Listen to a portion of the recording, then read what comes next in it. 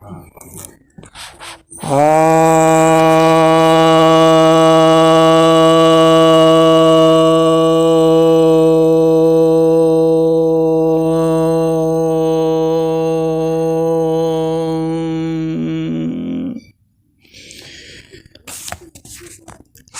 भक्तजनों को सप्रेम नमन। आज ईशावास्योपनिषद का अंतिम मंत्र पर प्रवचन करने जा रहा हूँ। यह उपनिषद ऋग्वेद का ज्ञान कांड है और इसका काफ़ी महत्व है। ईशावास्योपनिषद इसका नाम है। ईशा का अर्थ ईश्वर से होता है। वास्य का मतलब व्याप्त होना, स्थित होना। तो यह उपनिषद इस मुख्य ध्येय को लेकर चला है कि ईश्वर व्याप्त हैं, सर्वत्र व्याप्त हैं।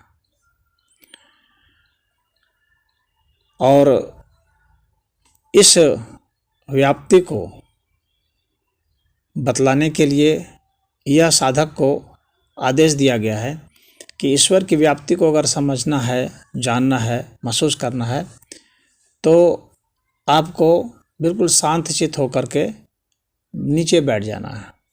उपनिषद का अर्थ होता है नीचे बैठ जाना। तो जितने भी उपनिषद हैं, उपनिषद का अर्थ ही होता है नीचे बैठ जाना। नीचे बैठ जाएंगे तो जो है, जो नीचे बैठने में असमर्थ हैं तो वे तो खैर कहीं भी बैठ सकते हैं, लेकिन साधक को चाहिए कि वह नीचे बैठ जाए। तो इसका अर्थ है ईशावास्योपनिषद का यही। तो इस ईशावास्योपनिषद का जो अंतिम मंत्र है, 18वां मंत्र, उस मंत्र की ही अभी व्याख्या करूँगा।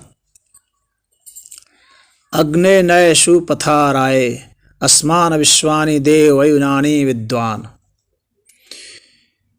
युयोध्यस मज्जुहुराणमेनो भूयिष्ठाम ते नम उक्तिम विधेम।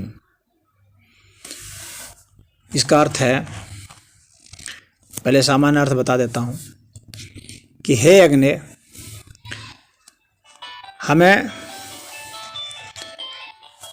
बंद कर दो, हमें अच्छे पथ की ओर ले चलो और हमें उस ज्ञान की और कर्म की ओर ले चलो जिसे तू तो सब जानता ही है। तो तू हमें वैसे ज्ञान और कर्म की ओर ले चलो जो कि हमारे लिए अच्छा हो, हमारा उससे अच्छा, हमारा मार्ग अच्छा हो जाए। और हमारे जो पाप हैं, जो कि इस तरह के हैं कि जिसको मैं जानता भी था और नहीं भी जानता था, तो ऐसे जो हमारे पाप हैं, जो या तो अज्ञानतावश भी कर दिए गए या जानबूझ करके भी कर दिए गए, तो ऐसे पापों को तू नष्ट कर दे। हम तेरे लिए और कुछ भी नहीं कर सकते, बस सिर्फ हम नमस्कार कर सकते हैं। ये इस मंत्र का सामान्य सा अर्थ है। यहाँ पर ईश्वर को अग्नि शब्द से संबोधित किया गया है। अग्नि का अर्थ तेज स्वरूप ईश्वर।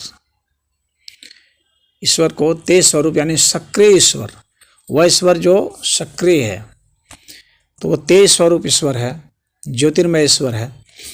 तो उस ईश्वर से प्रार्थना कर रहा है साधक कि हे ज्योतिर्मय ईश्वर, हे सक्रिय ईश्वर, हमें अच्छे पथ की ओर ले चलो।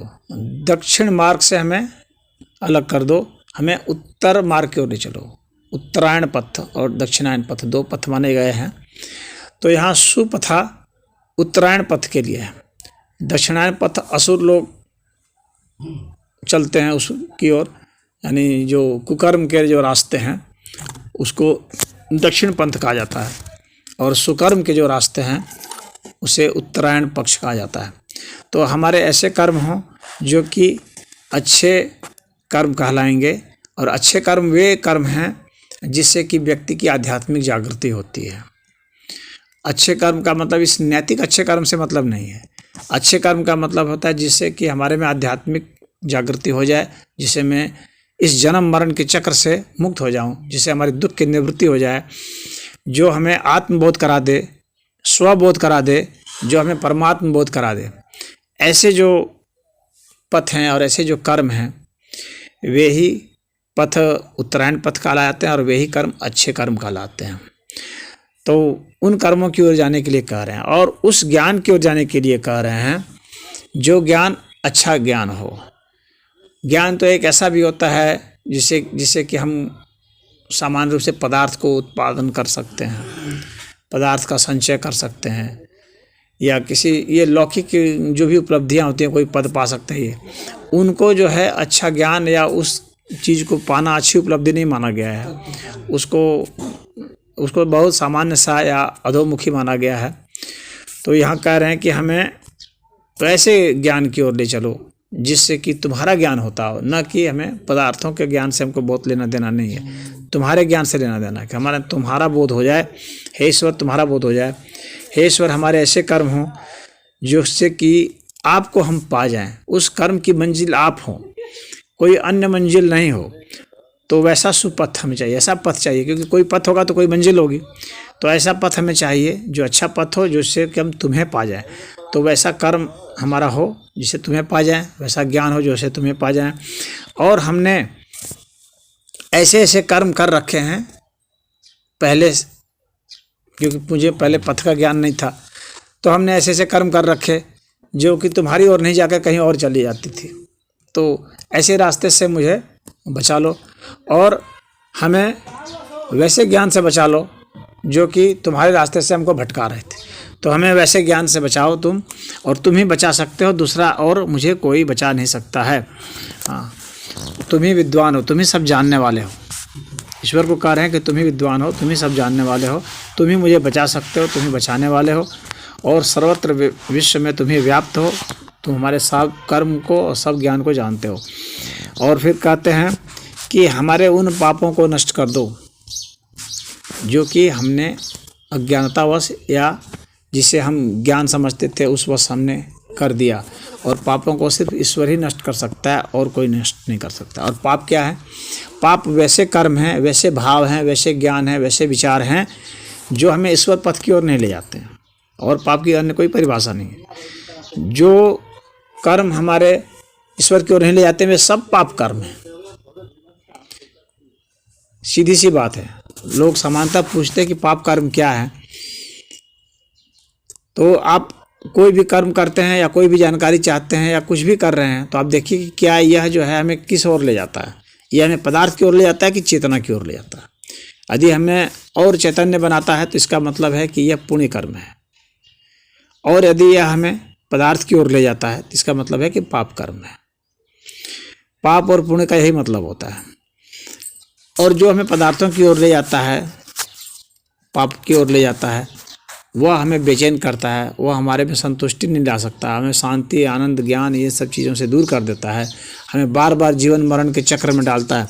तो कहते हैं कि हमें उस तरह के जो हमने पाप कर रखे हैं, क्योंकि हमारी समझ ही नहीं थी, तो वैसे पापों से मुझे बचा लो। और सेवा के रूप में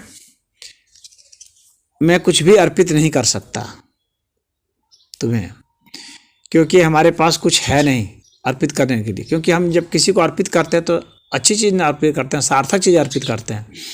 तो हमने तो सिर्फ पाप ही कमाए हैं, जो भी अर्जित किया वो पाप ही है। तो हमारे पास अर्जित करने के लिए है क्या? कुछ भी हमारे पास अर्पित करने के लिए नहीं है जो कि चढ़ाने योग्य हो, आपको सेवा करने योग्य। जो कुछ भी है हमारे पास तो वो निरर्थक है, वो तो फेंकने योग्य है, आपको चढ़ाने योग्य नहीं है। तो कह रहे हैं कि चढ़ाने योग्य जो है वो मेरे पास सिर्फ एक ही चीज़ है, और वह है बार बार का नमस्कार। यानी बार बार का प्रणाम, बार बार का समर्पण। नमस्कार मतलब होता है समर्पण और भावपूर्ण समर्पण। तो जो भावपूर्ण समर्पण